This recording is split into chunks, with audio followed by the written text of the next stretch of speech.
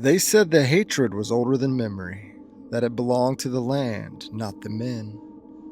4 centuries, 2 factions watched one another cross the same valley.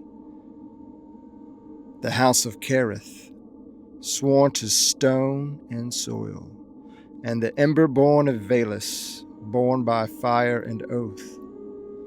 No one living could say how it truly began. Some claimed it started with a boundary stone moved in the night. Others swore a sacred relic was stolen, later discovered to be nothing more than a farmer's charm. There were even whispers it began with a careless insult at a feast. Wine-spilled pride hardening into blood debt. Something small, something foolish, something unworthy of the graves it would demand. But time made it sacred.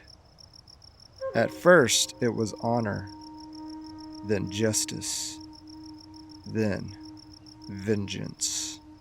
And vengeance, once awakened, forgets why it was called.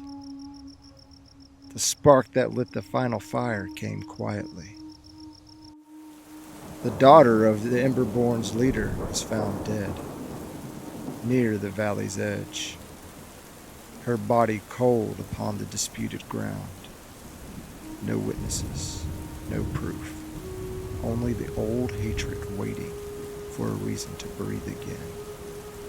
The valley had already decided who was guilty. The elders spoke of patterns, of ancient wrongs, speaking of how this is how it always begins. Grief demands an answer, and vengeance offered one. Before the sun could rise twice, the Emberborn crossed the valley. Torches rose like a second dawn. Blades answered ghosts instead of men. The village of Kareth folded into flame and smoke. By morning, nothing stood. Nothing except one child. He was dragged from the ashes, coughing, his hands blackened with soot, his eyes wide enough to hold the burning world. The Emberborn surrounded him in silence. Some said, "End it!" Not from cruelty, but from fear. They had seen this before, a spared child, a wound left open, a survivor who grows teeth. "He will remember," one said.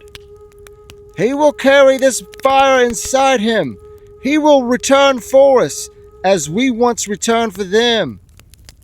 Others faltered. "She was innocent too," they said, thinking of the girl found dead by the border. "And killing him will not bring her back." The child did not cry. He only stared, as if trying to understand how one death had demanded 100 more. In his silence, they saw the future.